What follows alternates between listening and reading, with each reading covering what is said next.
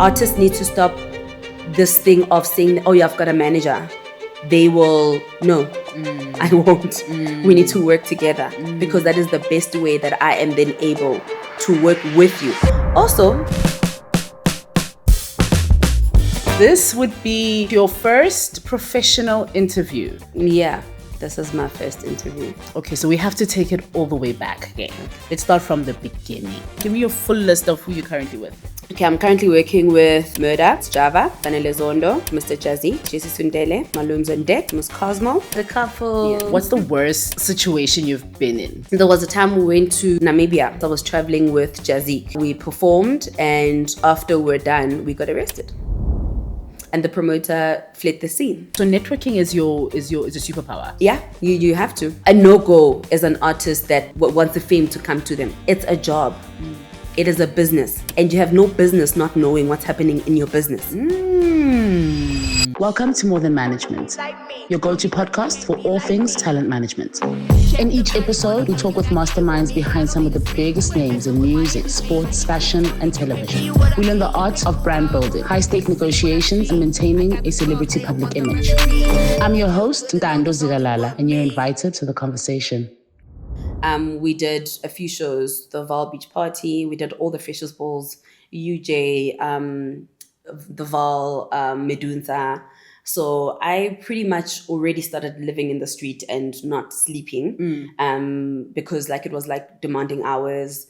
So I was actually the pamphlet girl because I had done so well. I would be the girl that would stand and give out pamphlets.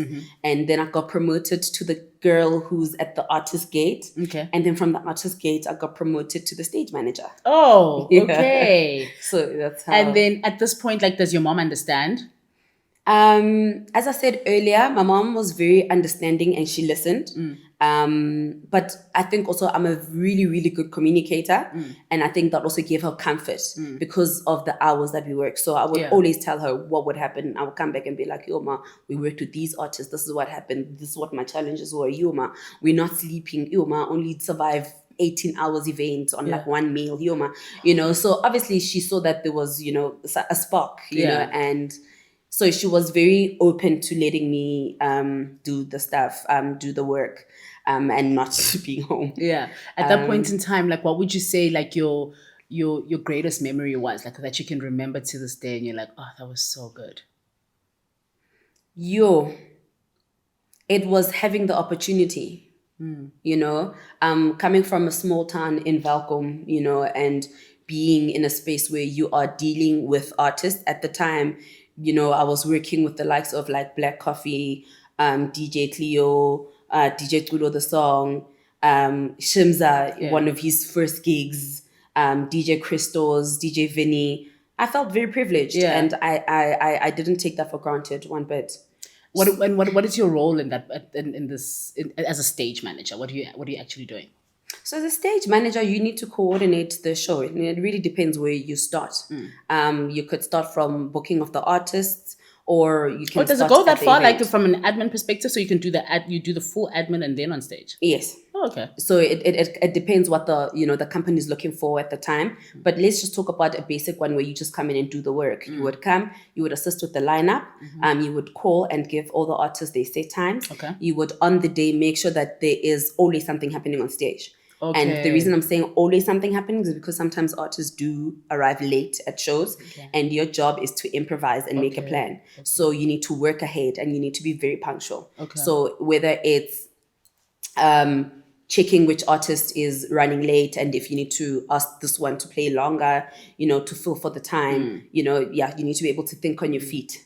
So, yeah. So this is where the events coordination bag really settled in for you. And then what happens next? What after this, what's the evolution of your career?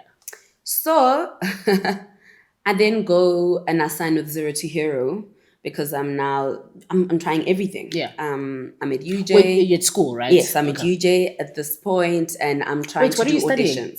I'm studying marketing communications. Okay. Yeah. Okay. Trying to, finish studies, but also just trying to make something on the side. So at this rate, I'm in school. I am the pamphlet girl for MSP Productions, and I am also doing some auditions for shows. Unfortunately, I couldn't finish my studies. You went to Hero to Zero. Yes. Signed with Hero to Zero. It's an agency, and got some auditions. And What's Hero to Zero? Like an acting? Yeah, it's an acting agency. Okay. Yeah. So in September of 2011, Euphonic approaches me. Okay. And he says to me, hey, I like what you do here.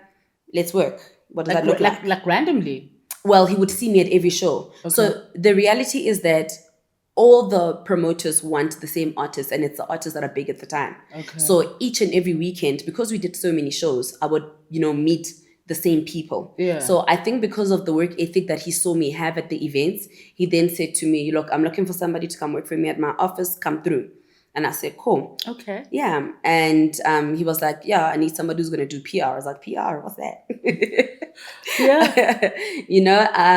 And that's where actually, the artist management and working with artists directly started. Yeah. With Euphonic. I remember my first day was on the 11th of September, 2011.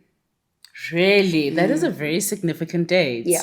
Okay, so you start with Euphonic and you come there and he says you're going to do PR. You don't understand what that is fully. I have no idea. But you're going to figure it out. Yes, right? 100%. And he's willing to give you a chance. 100%. So what do you do? Like, what is the day-to-day then? At this point, you are... How old are you? 2011. 2011? How old was I? Should be 20. 21. No, Stangak. Hey, Matsiam say off. I think you're right. Yeah. Hi, 2021. You're there and he's giving you a chance and you are doing what exactly? What are you doing? So how big is the office? Is it like a lot of people? Is it just like you and maybe someone else? So in this case, it was the FU office, which was in town.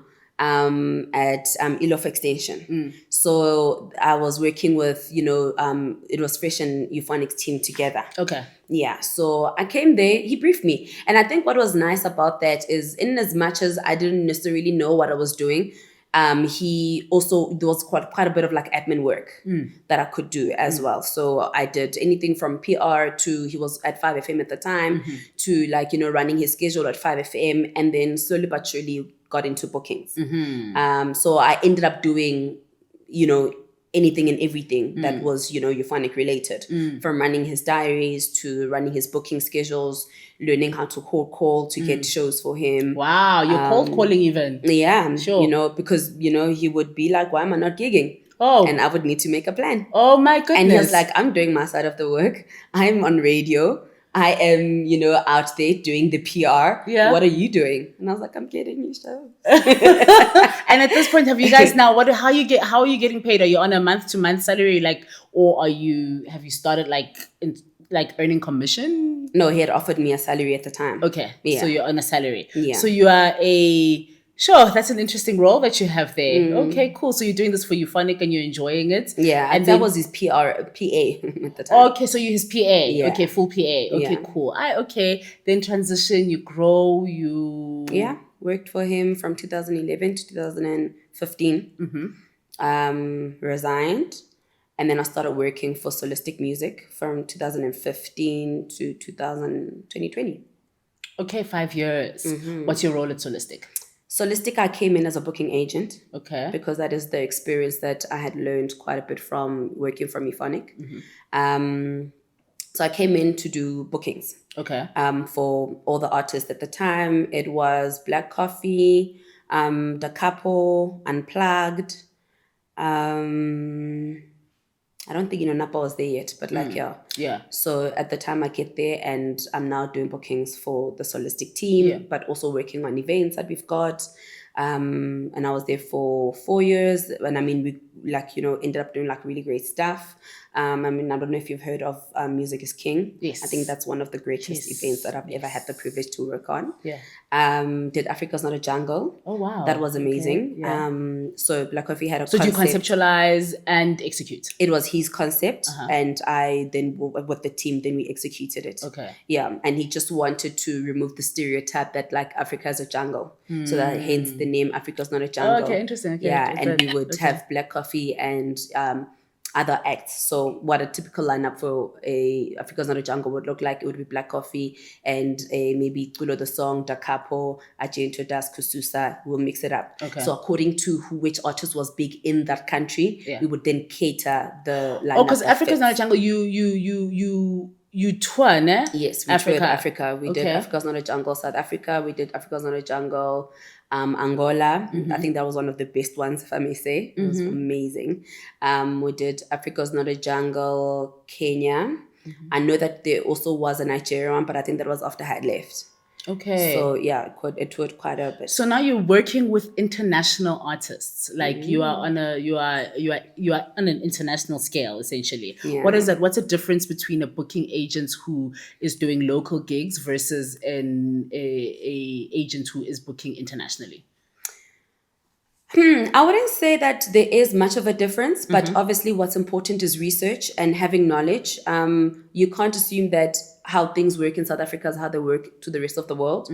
So you would need to find out what, happens there. Like, for instance, in this case now, there's a visa. So it is a little bit more work, and it's expensive, So it is a little bit more work in as far as what you need to do to prepare as opposed to what you would do like locally, travel dates, knowing exactly how long the travel time is going to be, being very considerate exactly of the time zones, being considerate that the artist is tired from traveling. So are they traveling there a day before so they can get to rest? Because traveling is quite exhausting. We've glamorized it. Yeah. The process is tired. This destination is fun. Yeah. True. True. So you'd be that things do work quite a little bit different, internationally. So it requires just a little bit more research, knowing where the artist is going, what is happening in that country. Is it safe for the artist to travel there at the moment? What does the weather look like? There's so many other things. Did the artist's bag get lost while they were traveling there? So there's quite a bit. And how is it like dealing with the promoters internationally versus promoters locally? So it becomes tricky, right? Because sometimes there's even language barrier. Yeah. Didn't think of that.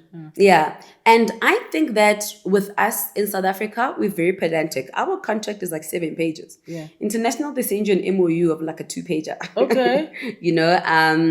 But it's a memorandum of understanding and that's it. Yeah. But I think that it differs. From promoter to promoter. I don't even think it's about the geographical areas. And the reason I say that is because you dealing with the person on the other end.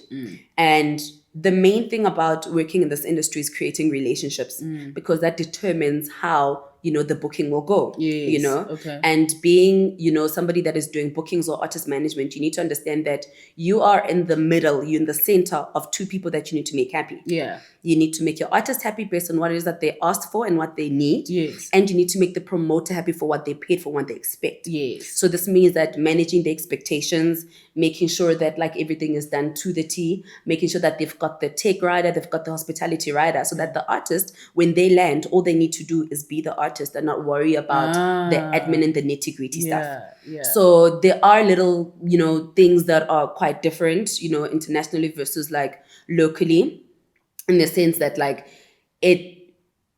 I'll make an example. If your artist is booked at Afro Nation, you need to book a flight. There's something called a landed fee. And what a landed fee means is that they would give you a fee and you need to book your own flights. You must book your own accommodation and ground transport and your own visas. And determine how many people you're coming with on your team. You have no idea what that is. You've never been there in some cases. So you need to find the hotel that is suitable, that is close to the event. So you're on your own. Hence why I say that when it's international, you require a little bit more research. Yeah. The same way how you would then need to find out, what is the travel distance with 2 shows like locally.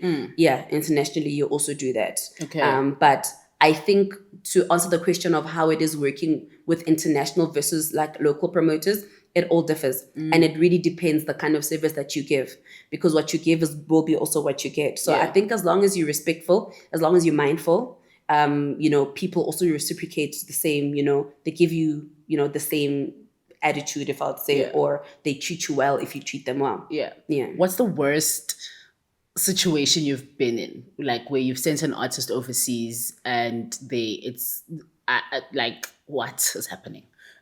Like, Worst. Yeah, it's like, whoa. I think one of the worst experiences was, okay, I've got two.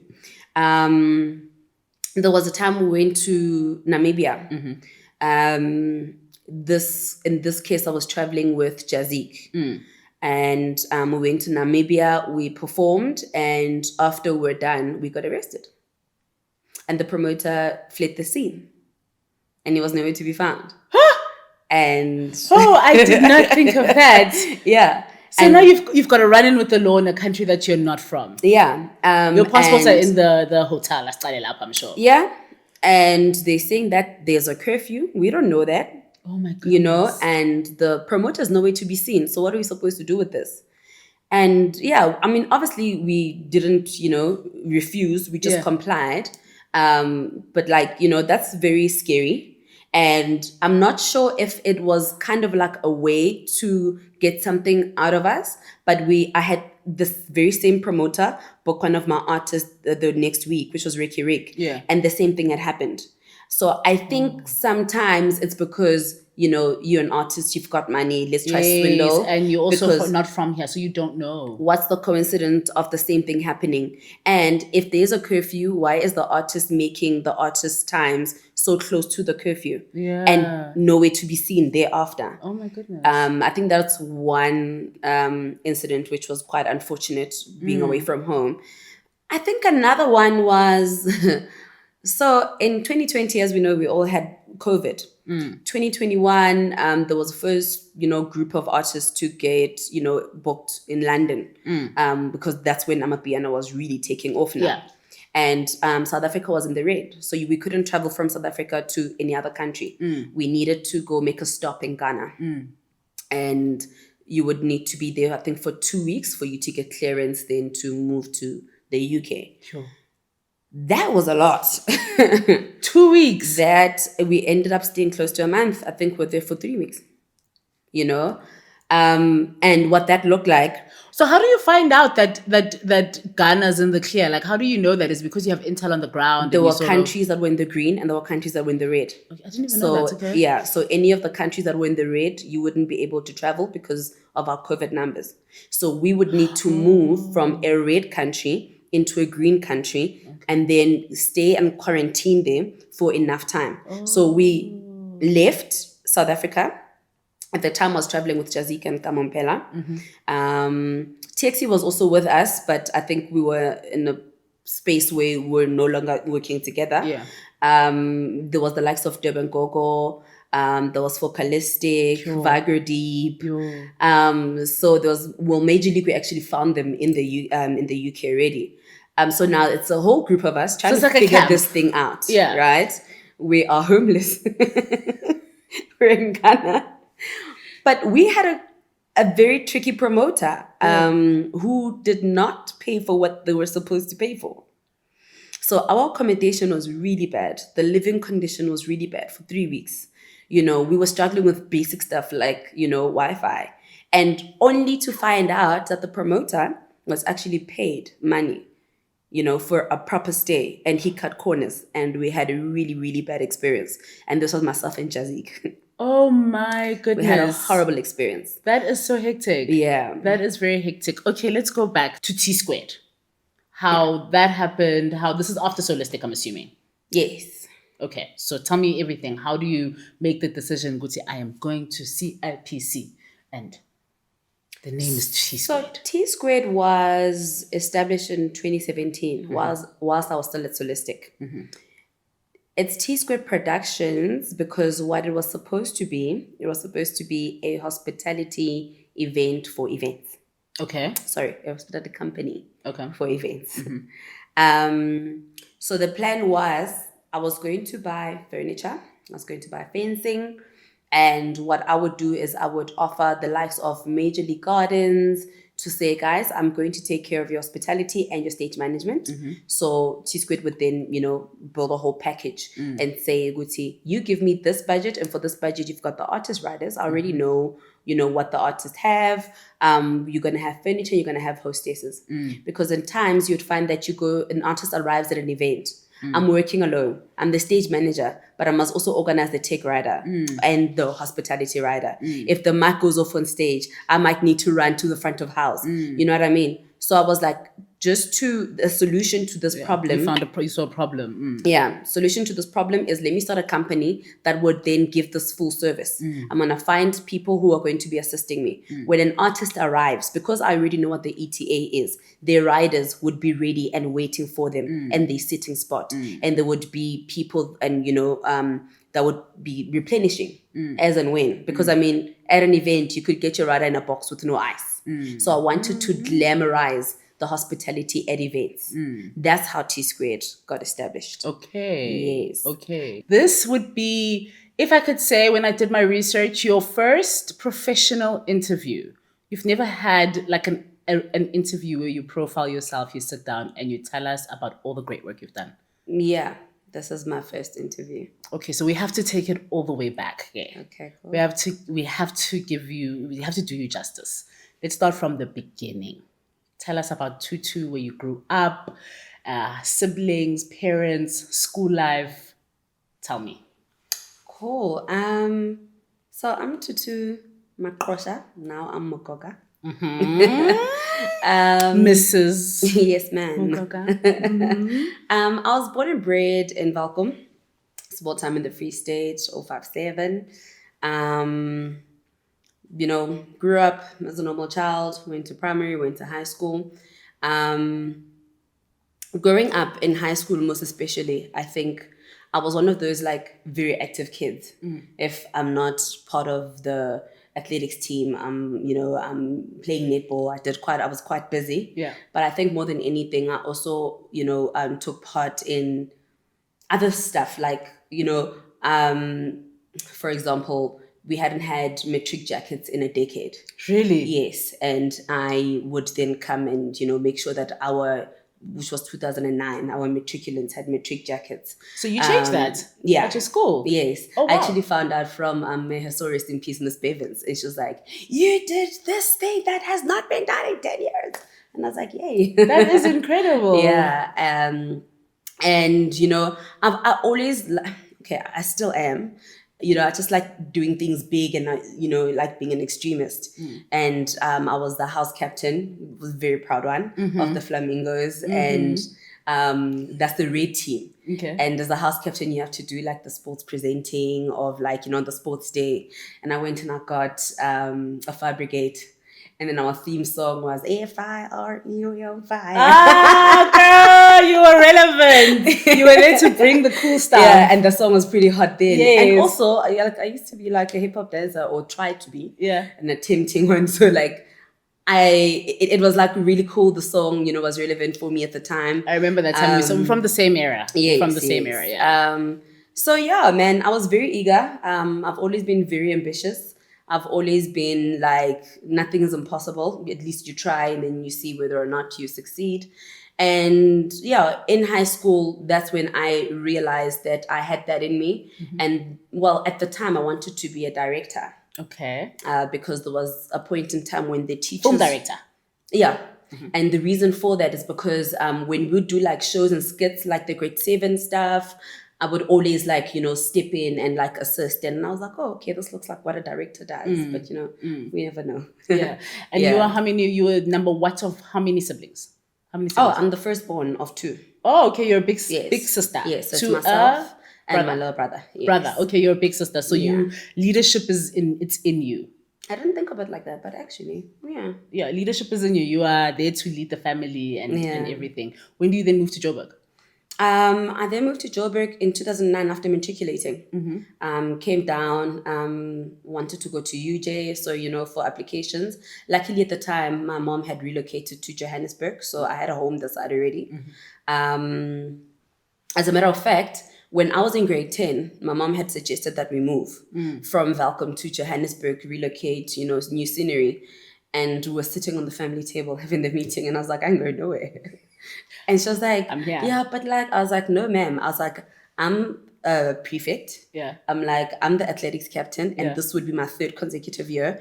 You're gonna take me to Joburg, where I'm gonna be uncool, irrelevant, and I'm gonna even make the sports team. And then start again. I was like, no, ma'am. So I stayed with my aunt. Okay. For 3 years, from grade 10 till matric, which I think I'm very happy with that, because even just with my development in the same school, and I was doing great, so there was no reason for me to relocate and go to a different space. And my mom allowed me, thank goodness. You know, my mom, actually, one of her greatest things that she's a listener, and she will listen to that. you know, what it is that we want or how we want to go.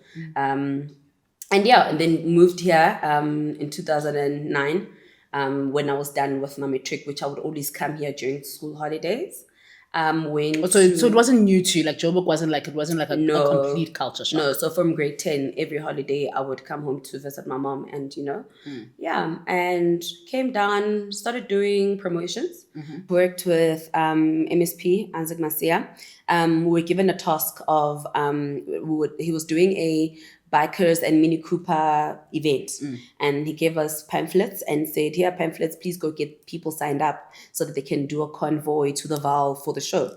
I then took the pamphlets. I think we were given a task of 150 pamphlets, and I needed 150 more, because what I then did is that I went to where my mom stayed at the time in Kagiso, and I found Bikers Club. Oh, yes, that had like that's more a than strategy. enough people, you know. Strategy, yeah. And that's pretty much how I started in the industry.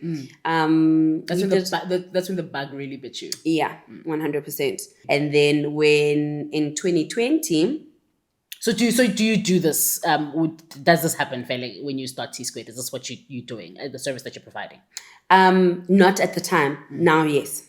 Oh, okay. Yes. Cool. Okay, cool. Not at the time. Now, yes. So at the time, because I was a road manager, it would just be a side, company, and my road management fee would come there. Okay. Yes. Okay. So I used to be a road manager. Okay. I just went ding ding. Okay. Yeah. So I used to road manage Miss Cosmo, as well as when I would travel with some of my artists, depending on most especially like international, but with like local, I worked with Miss Cosmo. So like every weekend when she'd be booked, we would travel with her. Okay. So yeah, and then 2020, I then decided to leave Solistic Productions, Solistic Music. Solistic Music. Sorry. I left Solistic Music in 2020. I actually didn't know it was Solistic. I thought it was just Solistic. Yes, it's Solistic Music. And I started working with Major League. I had been working with Major Leagues through Major League Gardens, but I now started working with them through bookings. And from Major League, I started working with Kamompela. I started working with Ricky Rick alongside Bianca. And I think that's when, I started working on my own for myself under my company. Yeah. Yeah. And that was a very tricky, fruitful, time, because I was scared. Yeah. I didn't know what that looked like. Can imagine. Yeah. I didn't have a guaranteed income anymore. But you had the networks.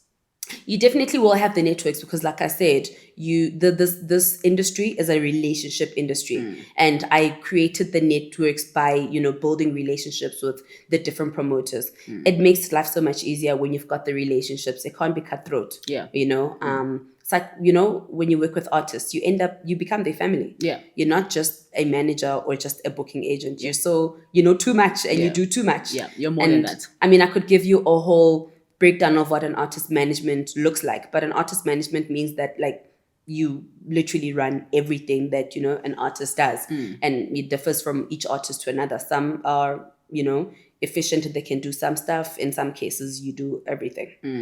So even with regards to the promoters as well, you create the relationship with the promoters. They become your family. Yeah. Because what then happens with promoters as well is that you find one promoter who's doing one event, but they also then create other networks, and then they bring you into those networks, meaning that then your artist would then have multiple opportunities from one promoter. So networking is your superpower. Yeah, you have to. Yeah, so you would have say to be able to. You would say that would be like one of the core missions of T Squared. I hadn't thought of it like that. You know, the core missions of T Squared was to break the stereotype and cater to artists to their satisfaction. And I think that's why T Squared then gives a service that caters to the artist with what they need. Yeah. I don't have a agreement or contract that says that this is what we do. With each and every artist, it caters to what the artist needs at the time when they come to me. Okay. Yes. Okay. So the main thing is to serve both ends, the artist end and the promoter or the business partner or brand end, in making sure that everybody is happy and everybody is well served, I stress, and I'm very pedantic about like professionalism. And I think, and I love that, we really, really underestimate respect. Yeah, we do. We really underestimate respect. Yeah. I don't think when our parents taught us respect, it meant that it is only applicable at home. Yeah, or to certain people of a certain caliber. Yes. Who earn a certain amount. So that's what I'm saying. I didn't necessarily think of it that way, but like, it's definitely one of the big things that, do have a hand in, everything else that we do. Yeah. So what would you give me the first 6 months of T Squared? What's happening? You've registered your business, you are moving, you are trying, you are failing, you are doing it again, you are trying again, and what does that look like? What's the first 6 months like? So the first 6 months of fully operating is scary, because then I really started operating, during COVID in 2020. But when we started, I didn't know that lockdown was going to happen. I didn't know that everything is going to. You just left your job. And literally, I think I had resigned in February, started working again around March, and lockdown happened mid-March. Yep. And it was for a moment, and we were planning with Major League, with the artists, what we're going to do. And but a complete shutdown. You don't even know what this means. Yeah. And I think our industry suffered a lot. Yeah. Quite a bit. So now we can't go anywhere. We need the artists to be gigging. So it was very scary. I didn't see that it would be what it is today. Because I have no idea what's going to happen. Nobody knew at the time. And we're planning with faith, but not with sight, because we have no sight of what the future holds. And what a crazy roller coaster, because then that happened, then lockdown got lifted in some countries, but not in many. Amapiano is shooting off the roof. It's doing amazing. And now we need to find ways to travel and what that looks like, and getting visas. And, so it literally went from like complete silence. It felt like a risk that was taken. And I mean, I don't regret a lot of things. So I never regretted the decisions that I'd made. I just never knew what the future held, but I was very faithful. Yeah. And when lockdown started lifting bit by bit, I found myself so knee deep in, this genre that's taking off, which is piano. I'm working with one of the biggest artists in piano. And it literally felt like I've just woken up. You're part of that foundation phase. Yeah. Yeah.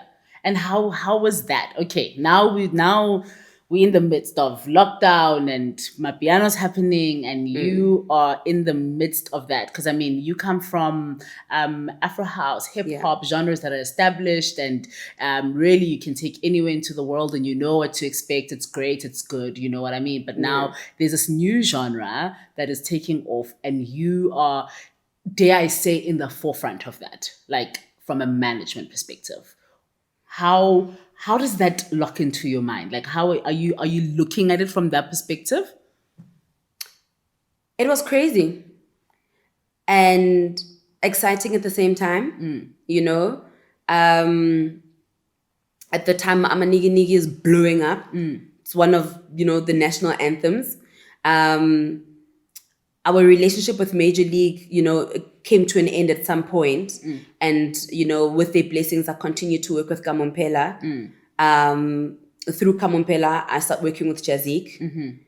It was very scary. I'm like, what is this? And it grew so quickly. Who else is there from a management perspective? Like, it's Thuthu who's managing Cosmo and JazziQ, and There's Tuli, Okay. who works with Scorpion King. Okay. So Scorpion King is Maporisa and Gabza. Yeah. And then obviously like her team grew because now. So you guys more or less started at the same time. I wouldn't say that.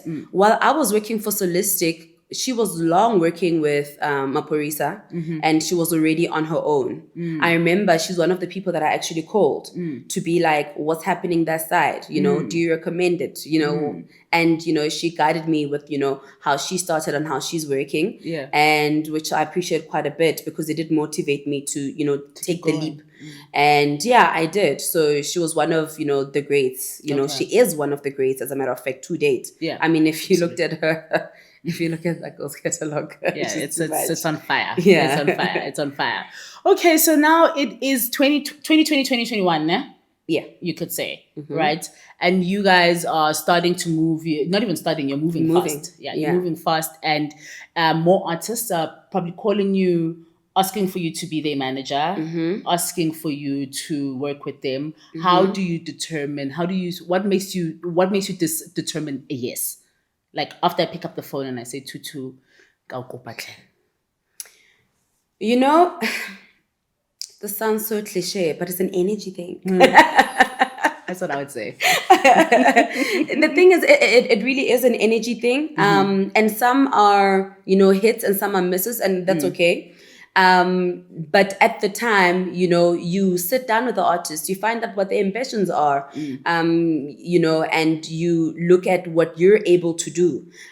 So in my style of like, you know, how I find or how I decide on working with artists, I try to sit down and understand who the artist is and what the artist does. Yeah. I just think that in the time when you're having the conversation in the beginning, you don't know what it really is until you inside. But at the time, yes, you're right. People are calling because, you know, Kamompela is doing amazing. And I want that too. You know what I mean? And, you know, they want that too, as you say. It doesn't work like that, though.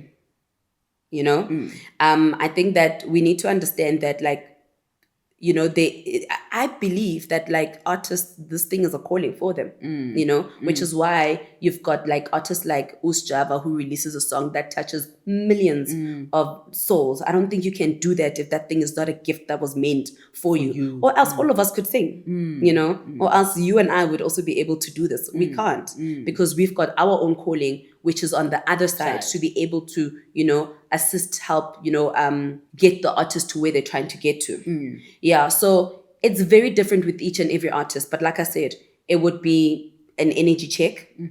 Do we even get along? What are we talking about? What are we trying to reach for? I really love ambitious artists. Yeah. I love artists that are also, you know, not only wanting to say, yeah, I want you to take me there, but understand that needs to be a team effort. Yeah. You know, so in most cases, I look at artists that are working. You know, and what I mean by working is not an artist that wants the manager to make them famous. I can't make you famous. Yeah. It's not my calling. It's not my purpose. Yeah. What I can do is I can assist get your brand to where it needs to be by doing the work in the back end that you don't have time to do. Yeah. So my job is to come in and make sure that you get to where you need to get to, and you're in a place where you can be an artist at your best ability, or like be able to create your craft. Yeah. And not have to worry about, you know, admin and day-to-day stuff. Yeah. What is a non-negotiable when working with you? With the artist? Yeah. I am not you. I cannot wake up and go to the gig for you. I need a working artist. You know, so a lazy artist is a no-go for me. Because, like, as we all know, sometimes, you know, hard work trashes talent. You could be talented and lazy. And if that is the case, then, you know, and you'll probably blame me because I'm supposed to make you famous. No, I'm not supposed to make you famous. You know, and I'm supposed to help you manage when did you mature into like being steadfast in that? Like, good, see that's not, I'm not you. And that's just that, you know, like when did you decide as a manager, Uguti, I'm going to actually be completely transparent and completely honest with everyone that I work with. Uguti, this, you have to bring in the work. It's through experience. When I would look in and see what happens when an artist puts in the work. Because when the artist puts in the work, then their goals that they, tell me that we're working towards, then I'm able to help them get to them, So it really comes with experience. Because like I say, you and I can sit here and you can tell me that you're talented and you can tell me that you work hard. And I could later find out that, nah, that ain't the case. But personally also, I think there's so many other things that sometimes could get to a point that it affects the artist where they're not able to perform to the best of their ability. I think we underestimate how much artists also go through on their day-to-day. They're human at the end of the day, So a no-go is an artist that wants the fame to come to them. It's a job. It is a business. And you have no business not knowing what's happening in your business. Artists need to stop this thing of saying, oh, yeah, I've got a manager.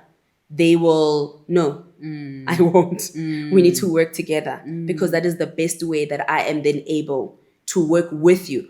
Also, when you speak about energy, sometimes we put it out there loosely. The reason why it depends on the energy of us getting along. It also becomes that if this is your gift, the journey is yours. I cannot take you to your journey. I need you with me. Sambe sonke. I'll provide the car. You must add the petrol. You know what I mean? It's not my journey. Yeah. So you can't say, make me famous. I can't make you famous. And I'm not God. I don't know what your purpose here in life is and how far you're meant to go.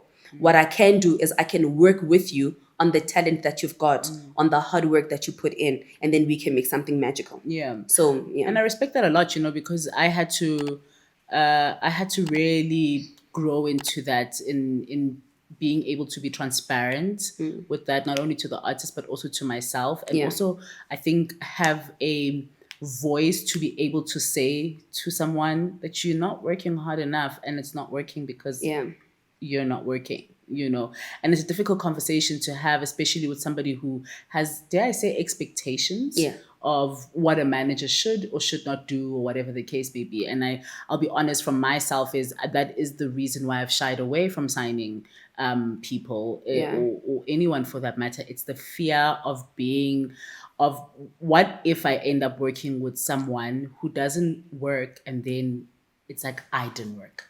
Yeah, but you only find that out when you're already inside. Yeah, that's the thing. You only find that out 6 months down the line that, wait a minute, I've been working on your dreams and you're not working. And I think that, that's one of my biggest fears. What have you learned about yourself since becoming a manager? I've learned to kind of take a step back and allow myself to breathe. I'm a perfectionist. And I always want to go over and above. And I, got into a severe depression in 2022. And I remember my first therapy session, I went there and I was blabbing and I was talking. And my therapist said, not only is your cup empty, but it's leaking. Oh my. From everything that you've said, even if I fill it in, it's going to leak because you're doing so much for everybody and nobody's doing anything for you. And unfortunately, sometimes that's what this job looks like. Yeah. Being an artist manager means that you have to be very selfless because, like I said, you are working to make somebody's dream come true. And to them, their dream is everything. So to them, you need to wake up and think about them and make their dream come true. Yeah. I learned that they need to be balanced, but that it's not very easy to also come to that realization. When are you going to find balance? How are you going to find balance? When my job is to make sure that I don't drop this artist, when my job is to make sure that I don't disappoint this artist, when my job is to make sure that I need to maybe even go over and above the goals that they have set for themselves, So I had to learn balance, but it was forced. As a manager, there's a manager, and then there is Thuthu, the CEO and founder of T Squared, right? Which means that over and above the artists that you take care of, you have a business to run. Yeah. Right? Tell me about your team. How do you How are you operating that? How does that go? How's your baby? So I've got an amazing team, and I try my utmost best on purpose every day. I pray about it to be an amazing boss. I think I had been through a lot. I think I took a lot, and I learned how not to treat people through what I had gone through.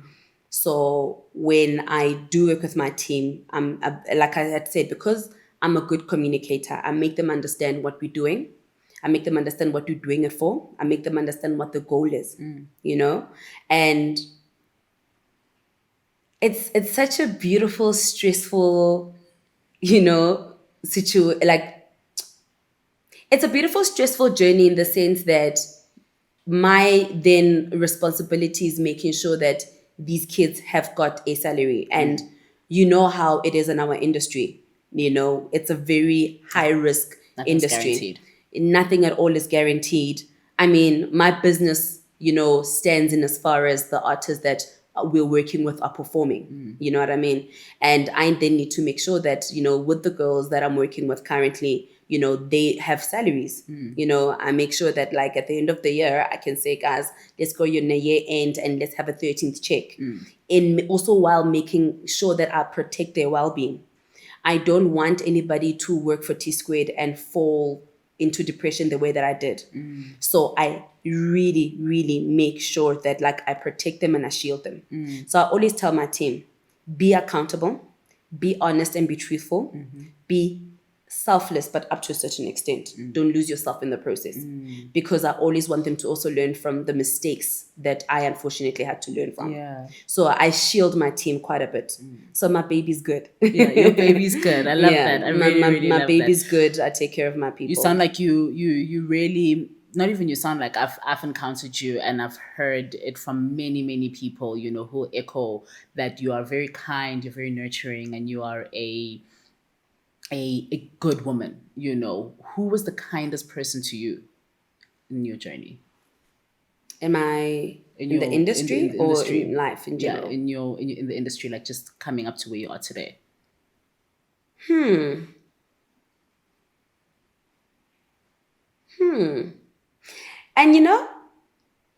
I think it's the likes of you. I think it's the industry people that we work with. The conversations that we're able to have and comfort each other and speak about our experiences. So I know that like you and I have had our conversations. Myself and Tuli, constantly have conversations when the roof is burning. We shared experiences. You know what I mean? Yeah.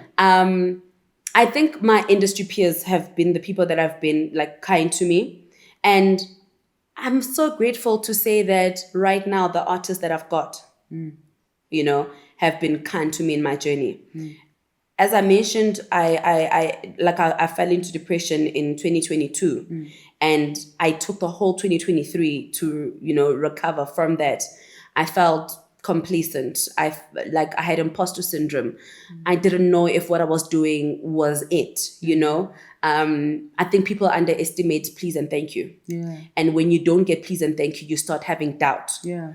And in 2023, I started working with, new artists and I really do say that, Sjava and Mörda were an answered prayer to me. Because at the time in 2022, I had, gone on my knees and I said, God and my ancestors, thank you. Thank you very much. I'm truly grateful. The money is great. I just can't do it. And I need you to let me know why I'm here. I've lost my purpose. I no longer know it. And it's chai. Oh my. And this was towards mid 2022. I had decided to completely walk out of the industry, and this was the second time. Sure. I had made that decision, and yeah, that was it for me. When I got a phone call to work with, this Java team 1020, and shortly after got a phone call to work with Mörda, I thought to myself, I said thank you, but no thanks. Why are you roping me back in here, And this is the second time this is happening to me, because when I had resigned from Euphonic, I had resigned to go try a completely Completely different different career path. industry. And it's a gift that keeps on giving. Yeah. I It's your didn't leave the calling. industry. I stayed in it. And I got the call from, to work with Mörda and Sjava. It was obviously a sign that it's not time yet. I accepted the sign. We started working together again. That was very peaceful. That was nice. Yeah. Oh, that's a Yeah. very, very good That was description. a very, very Peaceful nice. we rarely underestimate that. Yeah, it was a very nice reset. It was so refreshing to, be in a space where please and thank you were, common. And These are it superstars, eh? refilled my cup again. Yes, Yeah. definitely. Yeah. These were, and that's another thing. I think how life, it's a yin yang in itself. There's always the dark and the light side. I do believe that I had to also have my fair share of each side for me to learn and for me to be able to grow the resilience and understand that not each, working experience is going to be all sun and gloomy. You know what I mean? So I had to go through the storms, through the thunders, even for me to grow. I actually used to be in a space where I felt like Euphonic was too hard on me, but I didn't know that he was preparing me. But I would have needed to go through that and to be where I am today for me to get to a place where I understand that, no, man, Timber wasn't being hard. He was just preparing me. But I was such a victim that I did not see, because we live by faith and not by sight. I didn't see what was coming. And he was preparing me for the storm, And today, it's the likes of him that I then, owe a lot of my experience. As a matter of fact, I was sitting the other day and I realized I've invested in properties because I learned that from the likes of a Euphonic. Yeah. So my experiences, my industry peers, the different artists in the, different fields, how they touched me. It's people. Yeah. It's people that, where you feel safe, where you feel like you can, speak to. But I think I'm going to literally give this to my husband. Okay. I think my husband was a gift from God because he came into my life and reminded me how to love myself. He reminded me and gave me the love as well, So with that, I started to learn and remember who I am. Yeah. I started to not be so hard on myself. But when I received that kind of love and care, everything else just felt like it was just a job. Yeah. And I learned to then work in the industry and not live in it. Yes. Because he had given me something different to live for. I hear you. So you had that balance. That's when I started creating the balance. Yeah, yes. You were able to then say knock off and leave that and start and go home. Yeah. I should actually ask him how he's been doing, because I know 2022 was pretty hard for us. 2021 I was never home. Yeah. I actually think this industry almost broke my relationship. Oh, but we married now, so we good. We together for life. Who's your current roster? Give me your full list of who you're currently with.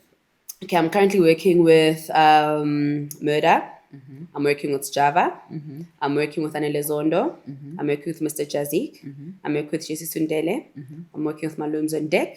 I'm working with Ms. Cosmo. Who did I forget?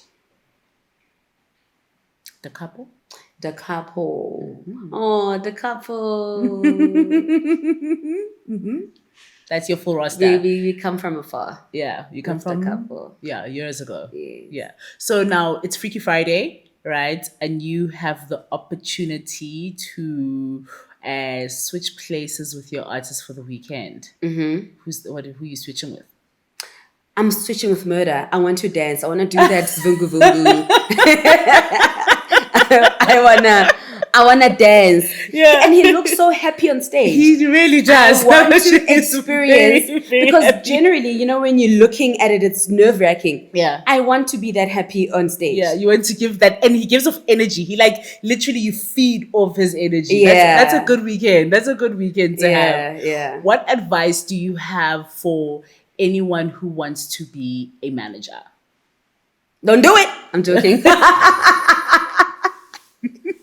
I'm joking.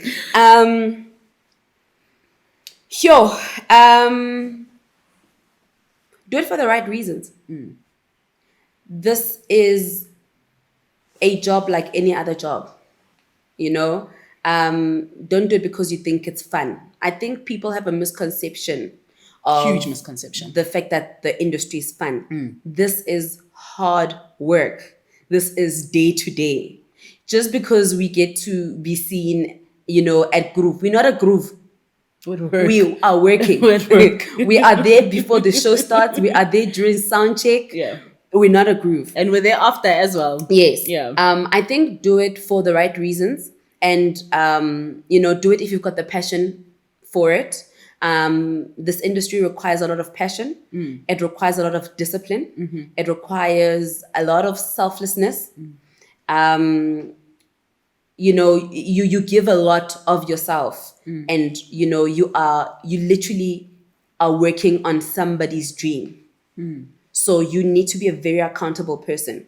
You need to be a very honest person, and you need to know why you're doing it. It's not as fun as it looks. Come in, the industry knowing that you're going to work possibly even twice as hard. Yeah. Because we don't sleep. Yeah, we don't sleep. Your phone has no business being off. Yeah. If an artist calls you at any time, you need to be able to answer the call. And in this case, there are no working hours. An artist could call you on a weekend at 2 a.m.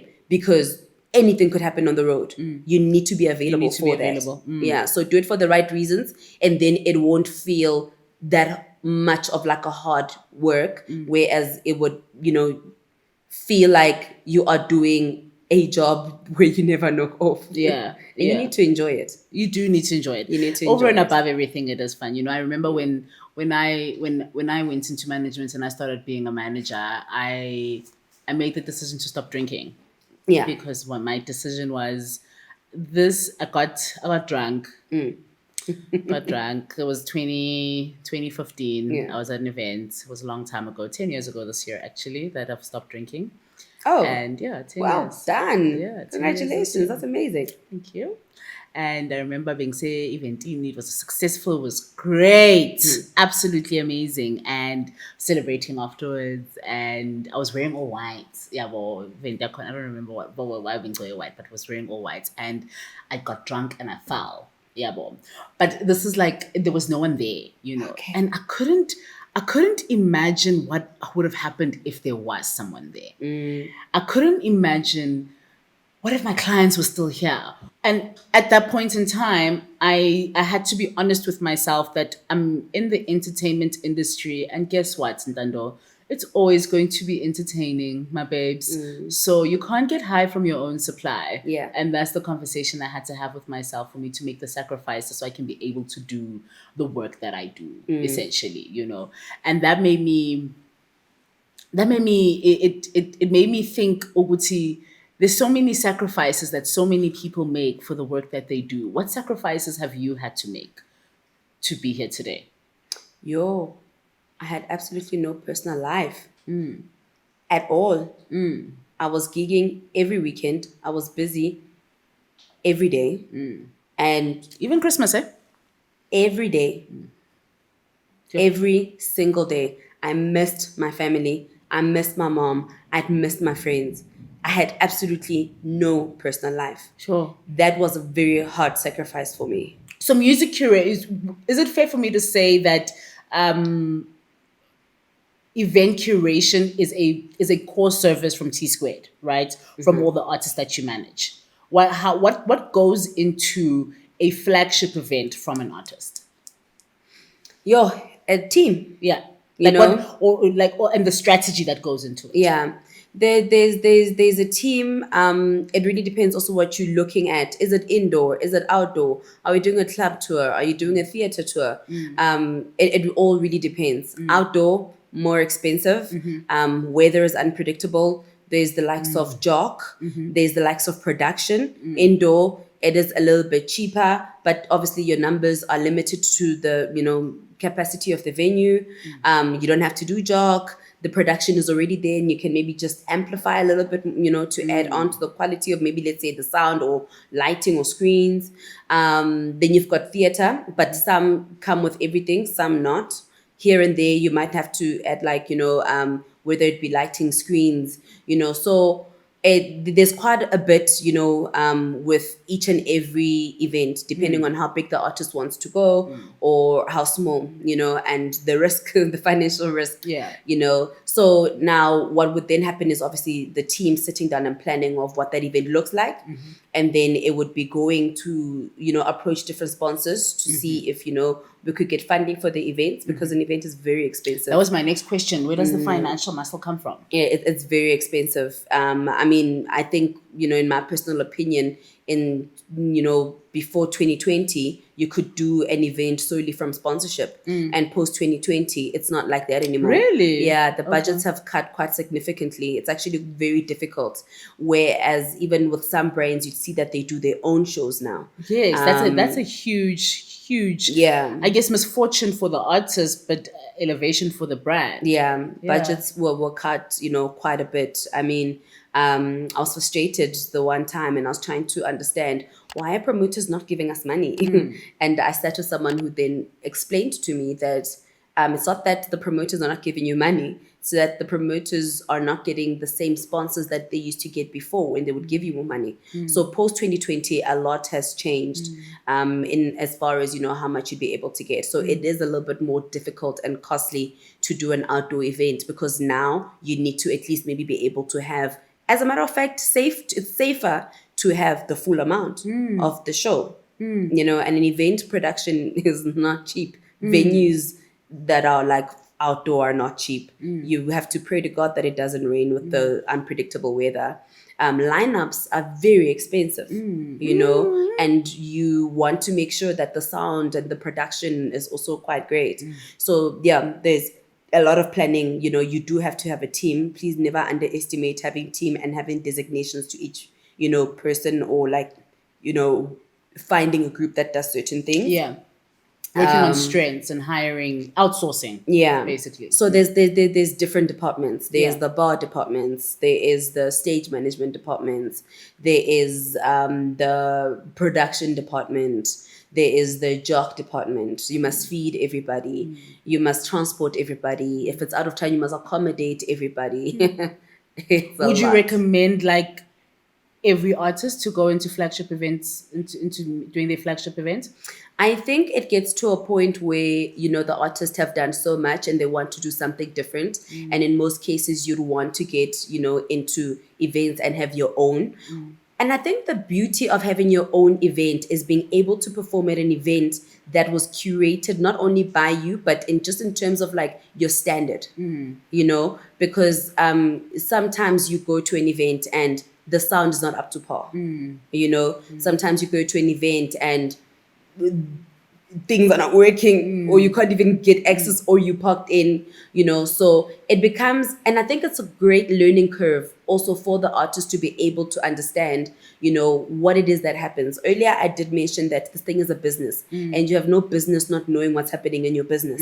And if you are then attending all the different shows, not all shows are perfect as well, but you get to experience firsthand what promoters, also go through to try curate the show that there's a level of respect that you now have. Yeah, so I think it's an amazing learning curve. I do encourage that each artist need to. It's just that then versus now, where you would maybe get a 3 million from a brand, now where the brand will come and say, we'll give you 200K. I thought you're going to say 800K. No, ma'am. It's really cut down quite significantly. It makes it very, very hard. So yeah, you need to. Is there money in flagship events? Can you make a profit, or are you doing it for marketing? So you can make a profit, but you'll probably make a profit on your 4th and 5th event, unless if you came in knowing that you've got sponsorship and you don't make a loss. You really just want to break even when you're making an event. That is good. Breaking even is good, because to be honest, I thought I was doing something wrong. No, with breaking even. I thought My calculator was not calculating. You want to break even until you get to the point where you are making profit. But if you're going to start doing events, you're not going to start making a profit with your first event. Your first event is always the trial event. Okay. You know, I see. And what would you say would be your biggest lesson from curating a flagship event?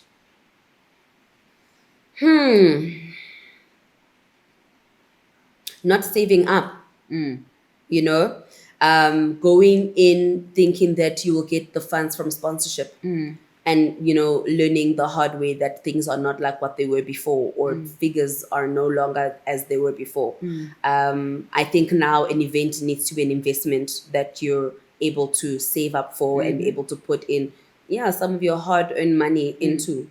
So yeah, it's just the mentality of thinking that, oh, with this event, we can do this at this venue. Yeah, we'll just get money from sponsorship. Even if, you know, previously you would get one sponsorship that, you know, would come in with naming rights that would cover, if not half, most of it, and the rest of it would be profit. Now, if you look at posters, there's like 10 sponsors. And that is some of them are because partners. Some of them are just partners, which means they're giving you an stock exchange, and stock not or whatever, necessarily not that necessarily you're getting money. Yeah. So that is because, you know, budgets have been cut off so much. So you take a little from everyone, try to put it together. Then there's also things like competing brands. You also cannot have two brands that are similar competing against each other. So it becomes a very tricky space to be in, but it's a beautiful thing once you see the event from planning. And at that point where now, you know, it is the end of the show and it was a great success. Yeah. And you pray that you broke even. At least. You are praying. Yeah. You're literally there like, yeah, no. So do you think that doing flagship events is something that is necessary for the brand of an artist to elevate the artist brand, like just for you to evolve? 100%. I think as an artist, when you come in, you know, you do not put a time frame of how long you want to do this, unless when you're already in it and you see what it is, you know.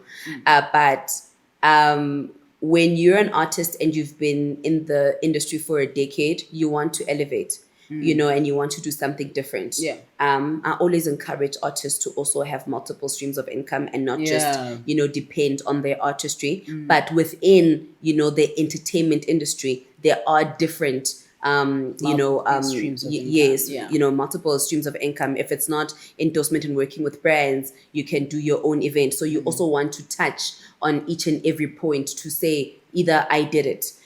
In some cases, because you actually became an artist and you had a passion for events, or you come from events, you know, so there are different reasons behind why the artist would want to do it. But I really do think, even if it's just for, I did it, you know what I mean? But I think it becomes very beautiful for you to see something that was a thought come to life. Yeah. So I think it is very, you know, I would encourage it. I do encourage it. It's just now in different times. So we need to be more realistic. And understand what, you know, it takes a little bit more now than what, you know, it would have, you know, previously, and not the work, but financially. Yeah. Yeah. What's one of those moments that you can remember that have really brought you to tears, like from happiness? Like, oh you're my just goodness, like, Music is King. Yeah. Music is King was an amazing experience for me.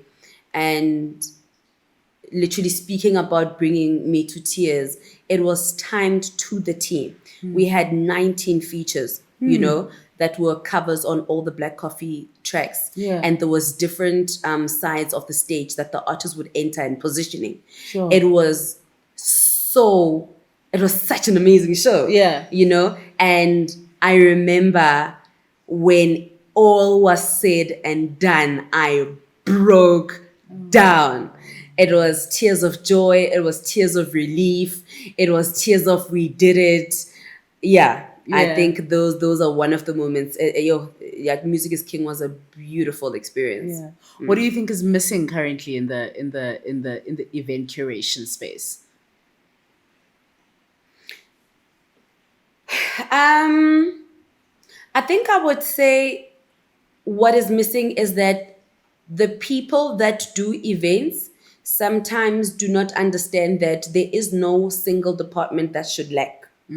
You know, your lineup is not more important than your production. Because the artists, when they come and your production is whack, you give people, a bad experience, which could sometimes be translated to the fact that the artist really didn't sing well, but it's really some people pay money to come to the event to experience it and to see the artist that they want. They don't know what is happening in the back end. So sometimes the sound is glitching and the artist is getting backlash from the crowd, and it's not the artist's fault. Maybe the deck stopped working and it's front of house fault. They don't know what front of house is. They don't know who's responsible for lighting, mic, So I think, and not everywhere, I think there are people that are getting it right. I've worked with Nevo quite a bit. He's never really happy with the full production. I think in his opinion, he says that, we still have a very long way to go. As a country. Of which I do agree, yes, And yeah, I think that, don't cut corners in any aspect. Don't cut corners with security. But the money is not enough. I understand that, but then invest and save up. You know what I mean? And do it when you're ready. Yeah, so and when you do it right. Yeah. Because then you don't want to be the person that had Fire Fest. Yeah. You know what I mean? It didn't happen, by the way. There's Fire Festival 2 is also not happening. Of course not. Yeah. Of course not. Shucks. Why was it even a chat? When you're curating a flagship idea or a flagship event for an artist that you take care of, right? What does a week look like for you guys? Like a week leading up to the event, week of events on Saturday. Today is Monday. What are we doing this week? It looks very anxious. It looks very stressful. Because in the last week, everything should have been done. So that is the prep of the show. Yeah. And like I said, depending on the size or the magnitude of the event, is it in a space that already has everything and it's come and it's plug and play? Or is it an event where you need to start setting up stage 3 days before? So it's quite a bit. It's making sure that the last strings are, checked and tied together, making sure that everything is sorted, making sure that the artists have got all the information about the event, the times, the venue, making sure that all your job things are sorted and, actually that happens way before the week before, but yeah. And also you are sitting in a space, if you haven't sold out, where you are, watching your ticket numbers and you're like, 3 days, why haven't you sold 50%? Oh, you know what I mean? Yeah. So it's a very stressful period. And it's not really fun up until the end of the event. Yeah. When you can actually sit down and say, I did it, we succeeded, well done, team. Yeah. But I think as a matter of fact, the stress starts from inception, from that first meeting to say, guys, we're doing this. Because every single event is a risk. Yeah. Every single event is a risk. So it's your faith is practiced, your patience is practiced. And then you have to echo the positivity to the whole team. Right? How do you do that? How do you remain positive? By being faithful yourself, And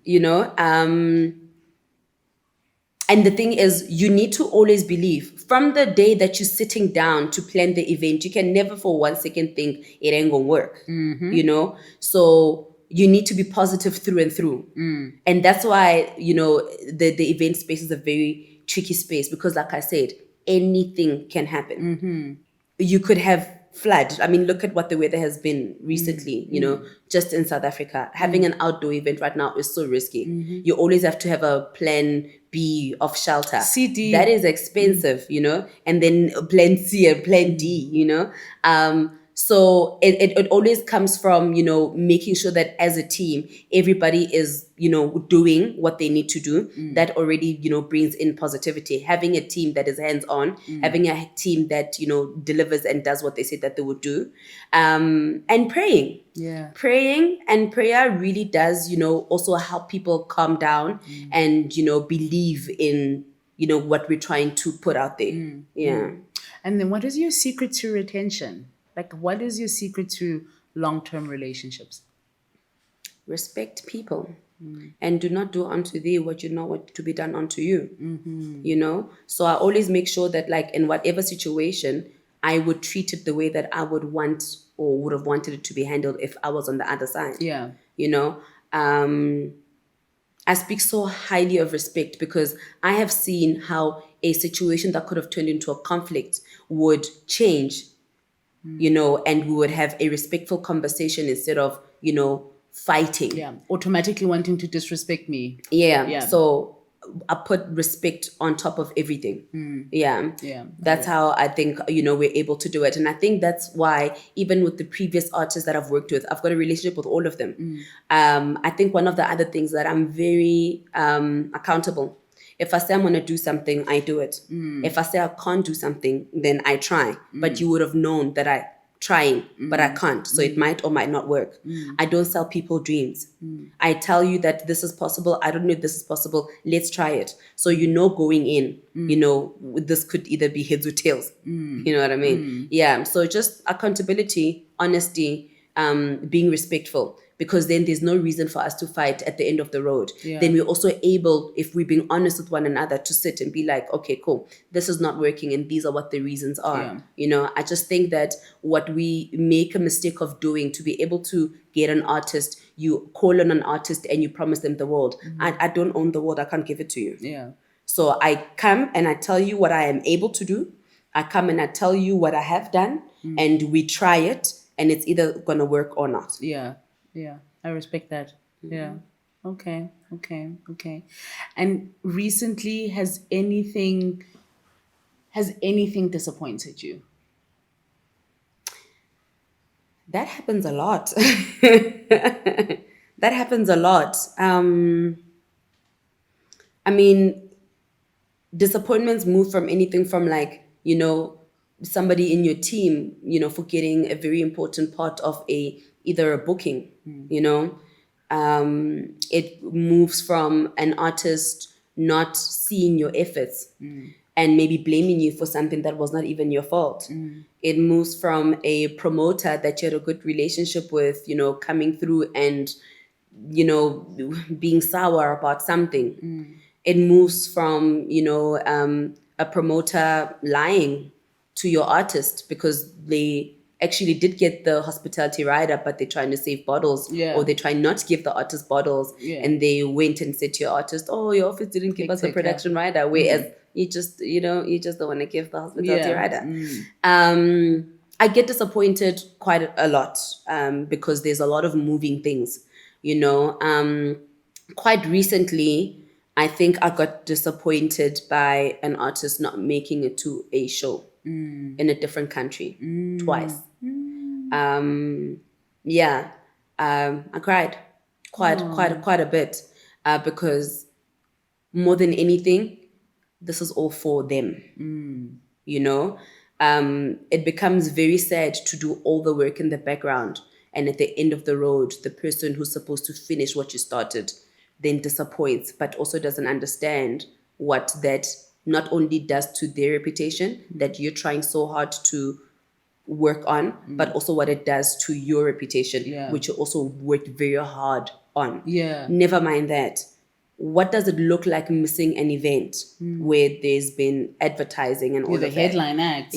So I think that's the recently it's the difficult thing that I've had to go through, and I've cried a lot. Have you worked with a diva before?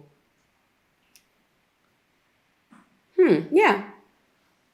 Like count. I only eat red M&Ms, Thuthu.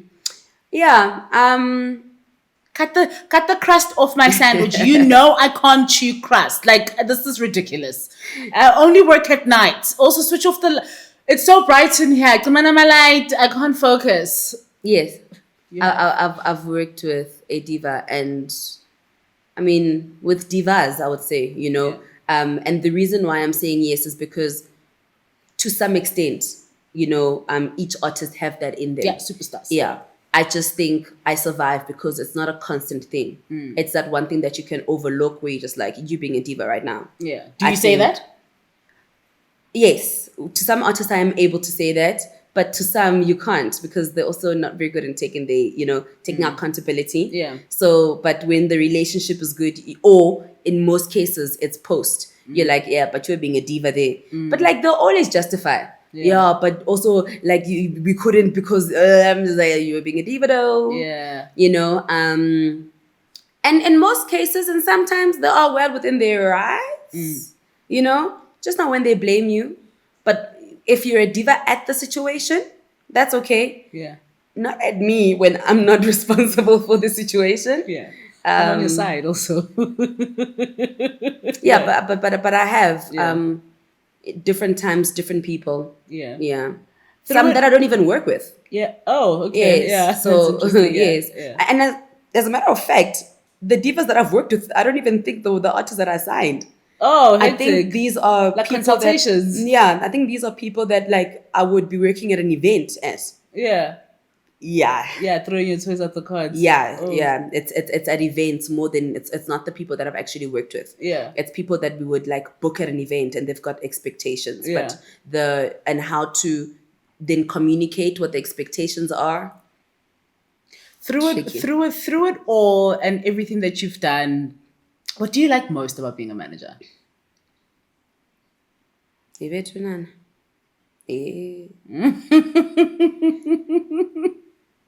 It's satisfying.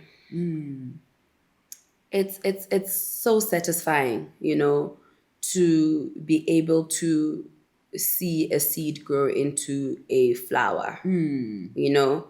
And by a seed, I mean most especially when you work with an artist from, you know, the early stages, as opposed to finding an artist that's already developed. It is so beautiful to see how the opportunities are so endless, to see, you know, things that you guys discussed when you had nothing, you know, to where they are now. And you know how you plan together with them and then see that come to life. Yeah, there is quite a bit of satisfaction there to see things, you know, that you guys had planned with no action, no money. And, you know, you get to live it with them. Yeah. Yeah, seeing the goals that were made. Yeah. Yeah, come to And life. in your words, what does it mean to be more than a manager? Being a manager, you need to be more than a manager.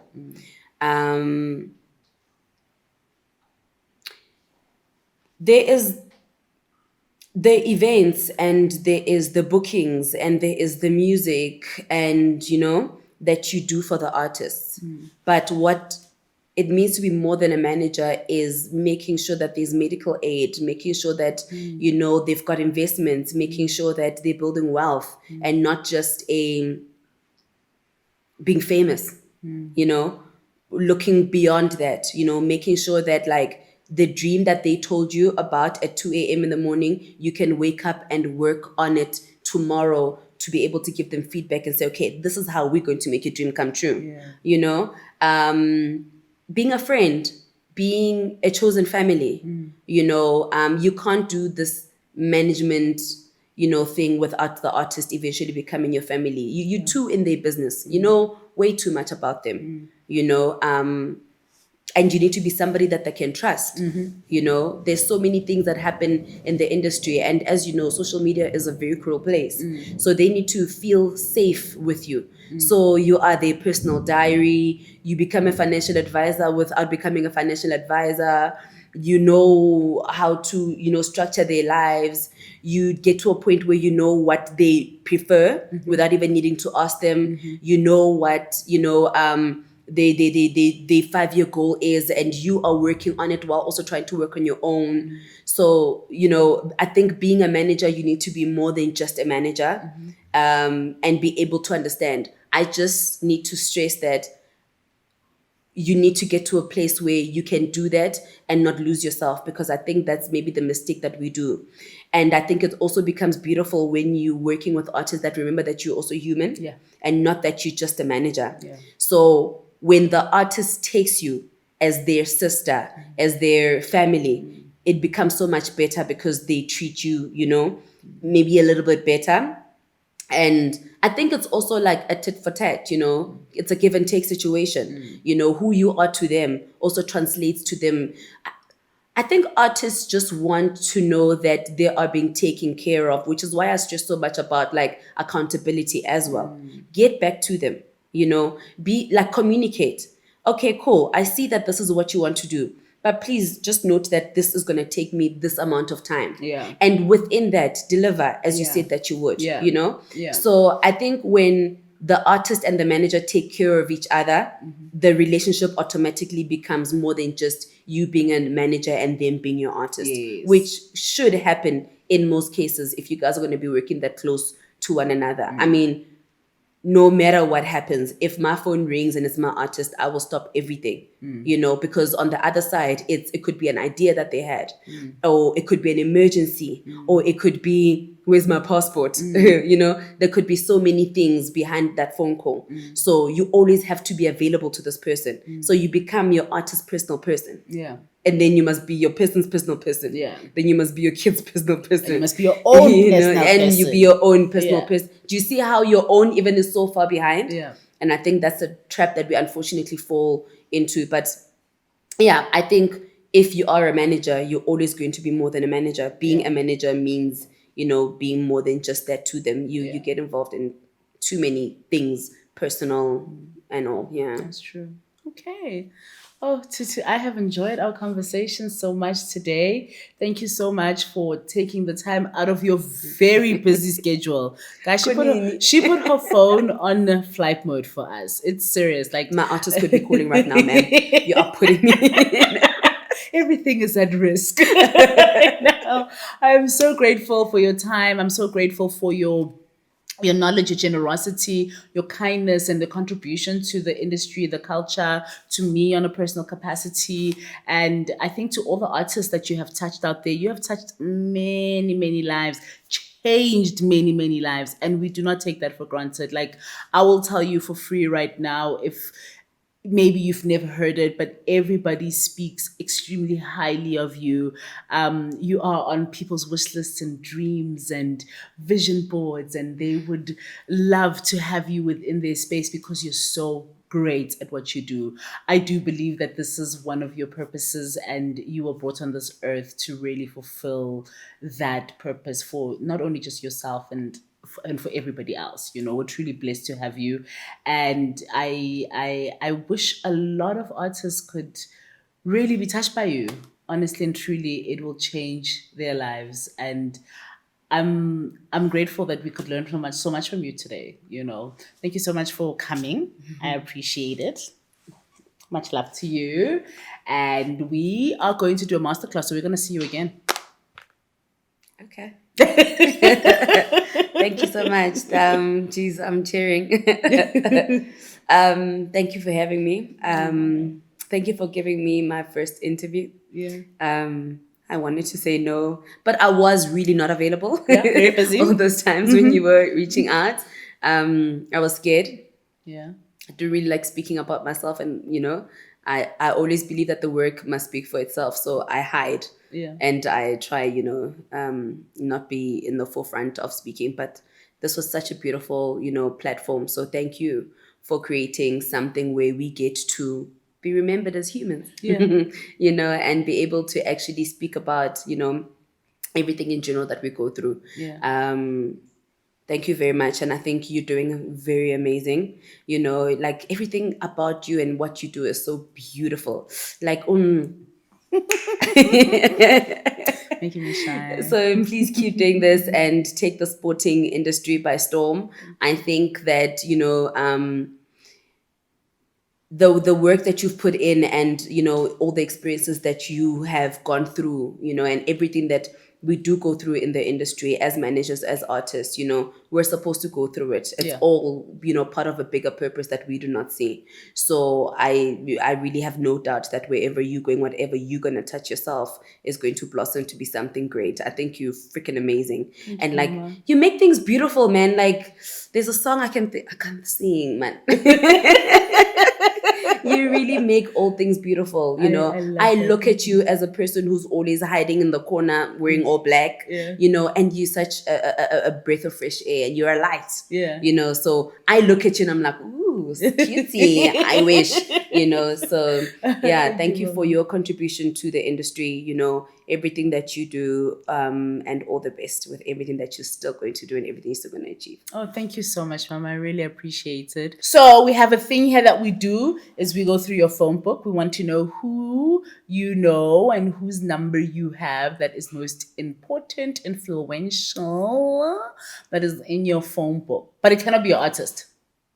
Everybody on my phone book is important. Exactly. And influential. Exactly. Mama, you have to video call them and they have to answer. Yeah. Important, influential people are busy. Not for Thuthu. Girl. Thuthu's calling. What would she be video calling me for? That is not my artist. That is not your artist. I'm so Making curious. money. I'm so curious who that is. It's ringing. It's ringing. Hey, bestie. Literally using my phone as a light. Like you're in the way of my light right now. I know. I thought so. So I got dared. I got dared to call somebody that I think is important and very influential. Whose number I've got. So all I needed you to do is answer. Just answer the phone, ne? I got you, girl. Thank you, bestie. Love you. Love you. Bye. Bye. That's our favorite bestie. We can get it from the earrings and the necklace. The CM founder of Era, DJs in Clem. That was perfect. Yeah, I was like, this person probably working. She's one of the busiest, most influential women I know that I respect so much and look up to. I think, DJs Intle is a lot of what us women are trying to get to. Absolutely, in the industry. She's amazing. Yeah, absolutely a powerhouse. Thuthu, thank you so much for coming, and I've enjoyed my conversation with you so much. Thanks so much for having me. We will see each other in the streets. See each other out there. Guys, this is More Than Management. Thank you so much for tuning in. Please don't forget to like, comment, and subscribe. My name is Ntando Zigalala, and I hope you enjoyed this episode.